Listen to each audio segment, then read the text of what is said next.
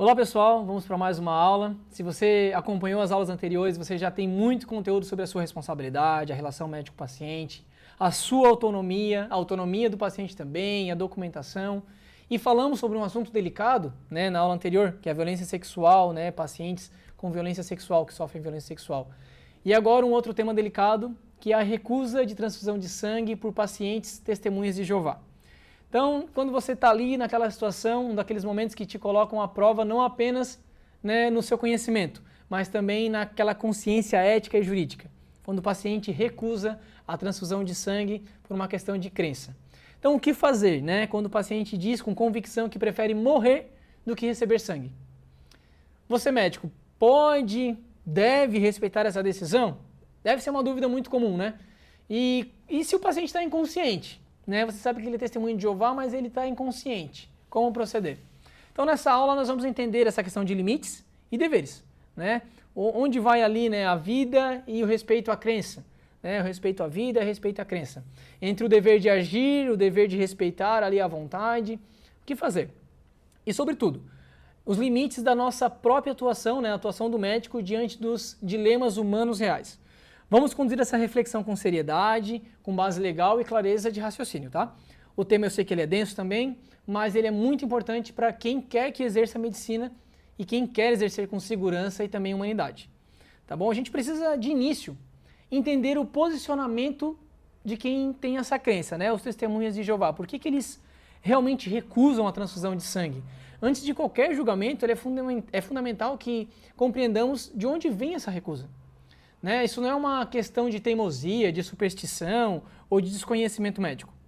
Ela é uma expressão direta da fé deles. É uma questão de identidade religiosa. Os testemunhas de Jeová eles se baseiam a sua posição em textos bíblicos que mencionam a proibição do consumo de sangue. E essa interpretação para eles é levado muito a sério. Não é só um capricho. É um princípio doutrinário rígido e inegociável. Eles são excluídos da família deles. Eles são excluídos de todo o meio religioso e social caso haja essa transfusão de sangue. Isso é muito sério. E eles mesmo acabam rejeitando a própria vida, caso eles recebam esse sangue. Eles mesmos acabam, às vezes, rejeitando a própria vida, se amaldiçoando. Tanto é que muitos pacientes chegam com documentos prévios, já com diretivas antecipadas de vontade, expressando a sua recusa, deixando algo muito, muito claro. E tem mais coisas, Muitos eles já optam por estratégias médicas alternativas que devem ser respeitadas pelo médico. Essas estratégias alternativas respaldadas, óbvio, pela ciência. Então, antes de pensar no o que fazer, nós precisamos reconhecer um ponto essencial, Essa recusa ela faz parte da crença, é algo muito forte. E o respeito a isso é um direito protegido pela Constituição, que é a base do ordenamento jurídico brasileiro. Então, é a partir desse reconhecimento que o nosso raciocínio jurídico começa a se construir. Então vamos entrar nesse terreno do direito. Porque diante de uma transfusão de sangue, o médico não está apenas diante de um dilema ali clínico, ele está diante de uma questão constitucional. Então a recusa a um tratamento, mesmo que você entenda que esse tratamento salvaria o paciente, nesse caso é um direito garantido pelo ordenamento jurídico brasileiro, essa recusa do paciente à transfusão de sangue. O nosso artigo 5º da Constituição Federal, ele defende, com todas as letras, a liberdade de consciência e da crença. E ele associa isso a um outro princípio da Constituição, que é o direito à dignidade da pessoa humana. E também o direito à intimidade, à vida privada e à autodeterminação. São esses três princípios conectados. Então eles dialogam entre si. E também tem outros artigos legais que falam que ninguém vai poder ser submetido ou constrangido a qualquer procedimento com risco de vida, ou a tratamento médico, ou uma intervenção cirúrgica sem a sua vontade. E esse entendimento não é apenas teórico. O nosso judiciário, o Supremo Tribunal Federal, o STF, ele já se posicionou de maneira muito clara, recente, reconhecendo a recusa do paciente de transfusão de sangue por questões religiosas. Isso não configura omissão médica, desde que o paciente esteja lúcido, ou tenha já deixado isso orientado antes de deixar de estar lúcido, ele tenha deixado expresso a sua vontade. Então, qual é o papel do médico diante disso? Garantir que a vontade do paciente esteja, nesse caso, livre, documentada e, a partir disso, seja respeitada. Então, esse é o ponto central. Salvar vidas é a missão do médico, eu sei. Mas respeitar a dignidade do paciente também é. E às vezes respeitar não é intervir, né? É dar proteção para aquela vontade. Isso é uma coisa muito importante. Só que isso exige responsabilidade, registro e consciência do que está sendo feito. Então vamos lá.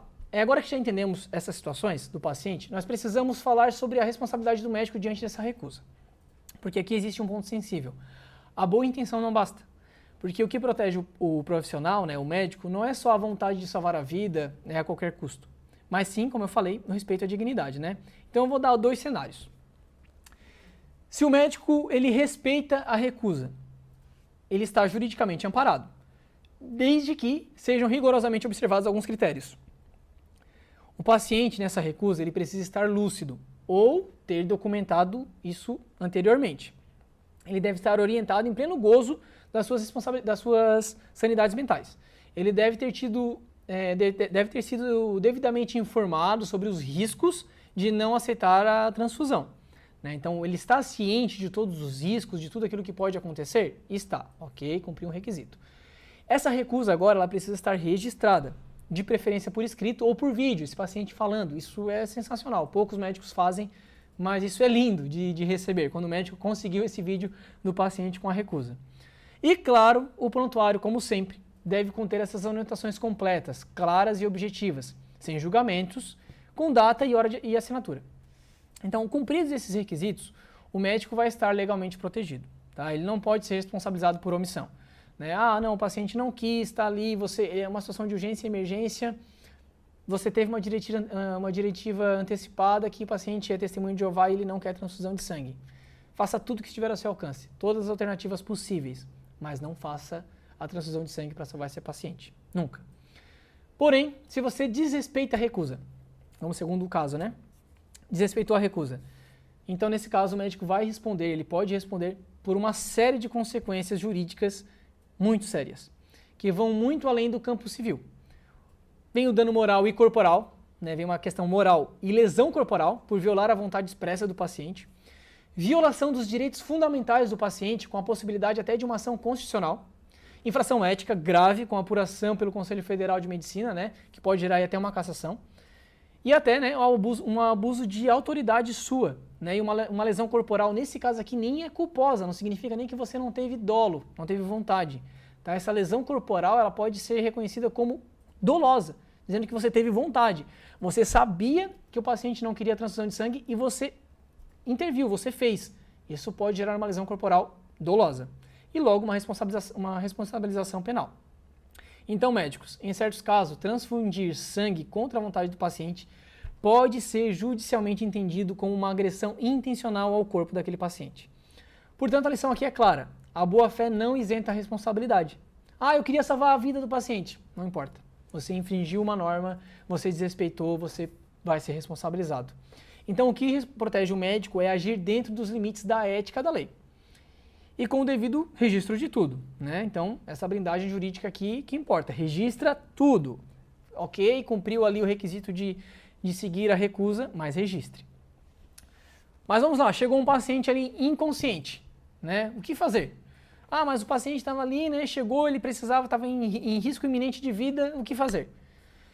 Eu sei, sem dúvida é o ponto mais sensível e é onde as decisões precisam caminhar lado a lado com um bom senso jurídico. Se houver um documento prévio, como eu falei, né, uma diretiva antecipada, um testamento vital, né, algum termo formal ali assinado, ou até um vídeo, né, desse paciente que acompanha junto, algum familiar traz o vídeo, enfim, esse documento ele deve ser respeitado e registrado em prontuário. Se possível, pega esse documento, tira a cópia e anexa junto, tá? Porque ele expressa a vontade do paciente num momento de lucidez, de consciência. E o entendimento do judiciário, ele vem reconhecendo isso como exercício legítimo da autonomia do pessoal do paciente, garantido, então, aí o direito dele, né, de exercer a sua dignidade. Agora, se não tem nenhum documento, não tem vídeo, não tem documento, não tem nada, chegou ali iminente risco de vida, a situação muda. A responsabilidade do médico aumenta. Nesse caso, sim, o médico pode agir com base no princípio da beneficência, ou seja, tomar uma decisão que visa preservar a vida. Só que atenção, Isso não é uma autorização automática para transfundir. O ideal é agir com cautela e respaldo institucional. Registra tudo no prontuário, sempre com clareza e detalhamento. Se possível, consulte a família, né, o comitê de bioética do hospital, né? Então, se tiver tempo para isso, óbvio.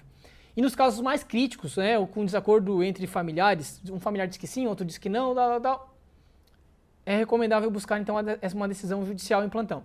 Se o paciente não está ali no iminente risco, está desacordado, mas estamos em tempo, busca uma decisão judiciária. Pede ali para que o jurídico do hospital, né, ou o seu jurídico, faça um pedido de urgência em regime de plantão do judiciário, eles respondem você. Sai uma decisão judicial dando amparo para a sua decisão, muitas vezes o Ministério Público entra aqui, intervém, e ele concede ali uma decisão ali para que você possa então atuar, respeitando, fazendo a transfusão ou não. Então, na dúvida, sempre é melhor seguir o caminho de tratamentos alternativos, tá? Chegou ali o paciente, você não tem tempo de consultar o judiciário. Existe dúvida se ele quer ou não a transfusão, vai para o caminho alternativo. Tenta fazer qualquer possibilidade para que você não precise utilizar a transfusão de sangue, se existe essa dúvida, e não tem tempo para esclarecimento. Vamos para o caminho alternativo. Em último caso, você não tem a resposta legal, não tem um posicionamento documentado do paciente, então salva a vida, tá? Vamos agir aí pela transfusão. Então eu sei que a premissa principal do Brasil hoje é a preservação da vida, né, e o ordenamento jurídico, de forma geral, valoriza prioritariamente isso, né, o direito à vida e à saúde, mas em casos de urgência e emergência, a decisão médica tende a prevalecer, né, mesmo diante de alegações familiares, quando não existe documento e comprove essa alegação da família se não tem o documento. Uma coisa importante, né, para ser registrado, a recusa ela não pode ser presumida. Eu não posso presumir que esse paciente não quer uma transfusão de sangue. A recusa ela precisa ser embasada, documentada, você precisa ter realmente prova de que aquele paciente não quer ou não gostaria de receber a transfusão de sangue, né? Então você nunca vai presumir. Então o paciente, familiar, é um paciente já está inconsciente, o familiar chegou e disse, não, ele não quer, ele é testemunha de Jeová. Você precisa de provas, tá? Porque senão não pode presumir que ele não queira a transfusão de sangue. Mas agora a gente entra em outro ponto de tensão. Já é um ponto de tensão a recusa por pessoas capazes, né? Adultos, lúcidos e tudo mais. Mas agora o ponto de tensão é crianças, né? Então é um ponto bastante delicado e também um dos mais mal compreendidos. Se for uma criança ou um adolescente ou qualquer outra pessoa incapaz e é testemunha de Jeová, os pais eles podem recusar pela criança, pelo incapaz?